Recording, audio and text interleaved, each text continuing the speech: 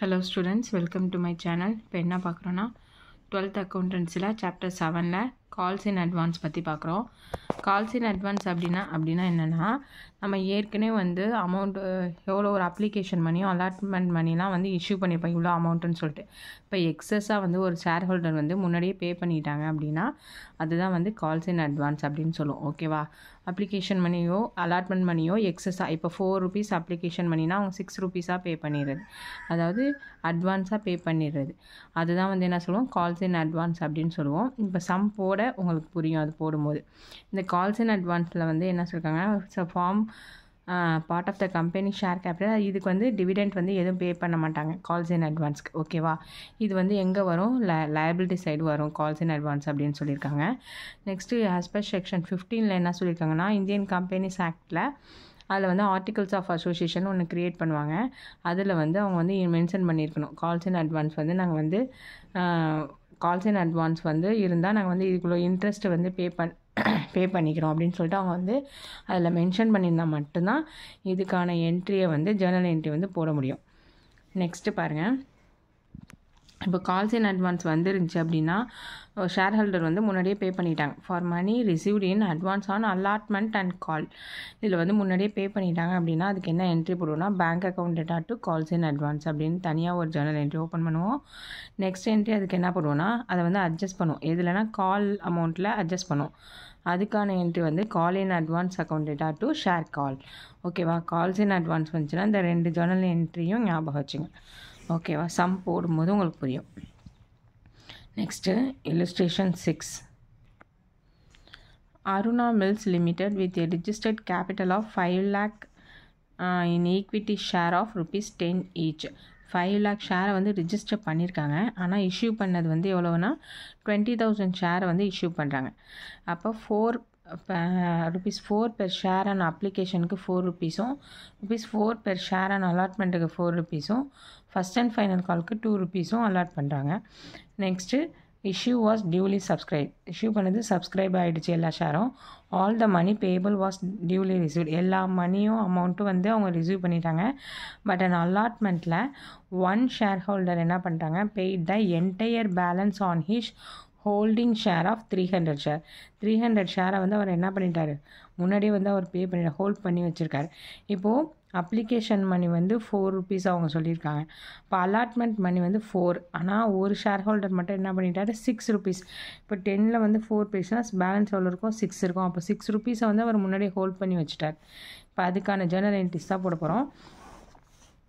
First heading எழுதிங்க, இந்த books of Aruna mills limited journal entries, date particulars, ledger, folio, debit, credit. First entry என்ன போடுவோன்னா, application பண்ணி receive பண்ணுறதுக்கான என்ட்ரி போடுவோம். Bank account data to share application account அப்படின்னு சொல்லிட்டு போடுவோம். ஓகேவா? இப்போது இதுக்கு எவ்வளோ ஷேர் இஷ்யூ பண்ணியிருக்காங்க அப்படின்னு பார்த்தீங்கன்னா 20,000 ஷேர் வந்து இஷ்யூ பண்ணியிருக்காங்க. எவ்வளோனா ₹4. அப்ளிகேஷன் மணியோட வேல்யூ 4. அப்போது 20,000 × 4 போட்டுருவீங்க, 80,000. அப்போது நரேஷன் அப்ளிகேஷன் பண்ணி ரிசீவ் பண்ணியாச்சு. நெக்ஸ்ட்டு இது என்ன பண்ணுவோம், ஷேர் கேபிட்டலுக்கு ட்ரான்ஸ்ஃபர் பண்ணுவோம். அப்போது share application account data to share capital account.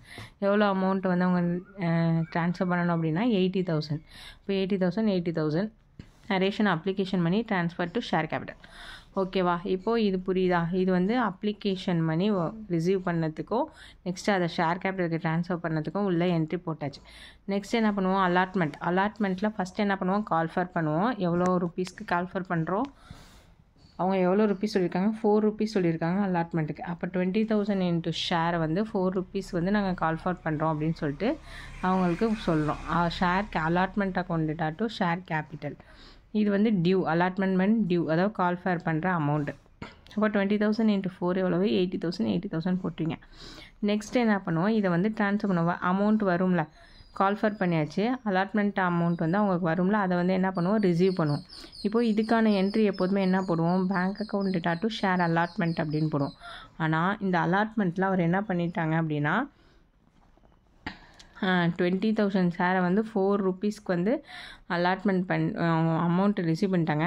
ஆனால் 300 எக்ஸஸாக என்ன பண்ணிட்டாங்க, 300 ஷேரை வந்து ஹோல்ட் பண்ணிட்டாங்க. அப்போ கால் மணி பேலன்ஸ் எவ்வளோ இருக்குது, ₹2. அப்போ 300 × 2.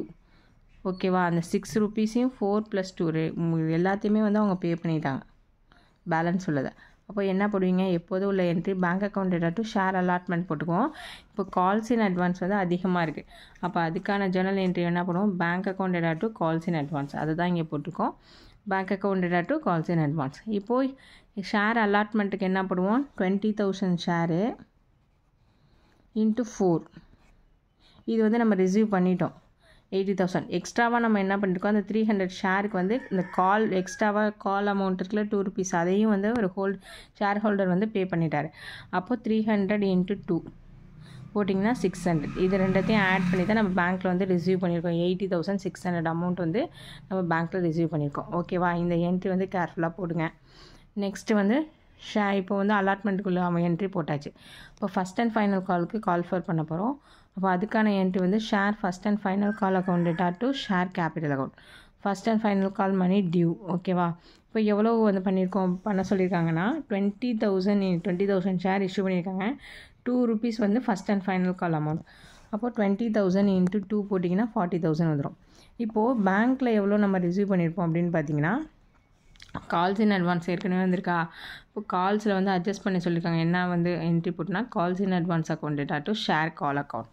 இப்போ ஏற்கனவே நம்ம என்ன போடுவோம், bank account data to first and final call amount அக்கௌண்ட்னு போடுவோம். இப்போ இடையில கால்ஸ் இன் அட்வான்ஸ் இருக்கிறதுனால அதை ஆட் பண்ணிக்கிறோம். இப்போ பேங்க் அக்கௌண்ட்டில் இப்போ என்ன பண்ணுவோம், ஏற்கனவே 20,000 ஷேர் இருந்துச்சு இஷ்யூ பண்ணியிருந்தாங்க. அதில் என்ன பண்ணிட்டாங்க, 300 ஷேரை வந்து ஹோல்ட் பண்ணியாச்சு. அப்போ பேலன்ஸ் எவ்வளோ இருக்கும், 90,700 ஷேர் தான் இருக்கும். அப்போ 90,700 ஷேருக்கு தான் கால் அமௌண்ட் எவ்வளோ, ₹2. 90,700 × 2 போட்டு 39,400 போடணும். இப்போ கால்ஸ் இன் அட்வான்ஸ் வந்து எவ்வளோ இருக்குது, 300 ஷேர் இருக்குது, அதுக்கு 2 போட்டிங்கன்னா 600. ஓகேவா, இது ரெண்டுத்தையும் ஆட் பண்ணால் தான் 40,000 வந்து நம்ம டோட்டலாக வந்து ரிசீவ் பண்ணியிருக்கோம். பேங்க்கில் வந்து அமௌண்ட் வந்து நம்ம ரிசீவ் பண்ணியிருக்கோம். ஓகேவா, இந்த என்ட்ரி புரியுதா, first and final call money received and calls in advance adjusted அப்படின்னு சொல்லிட்டு நிறைய சொல்லணும். ஓகே, சம் புரியும்னு நினைக்கிறேன். கேர்ஃபுல்லாக போடுங்க கால்ஸ் இன் அட்வான்ஸ்.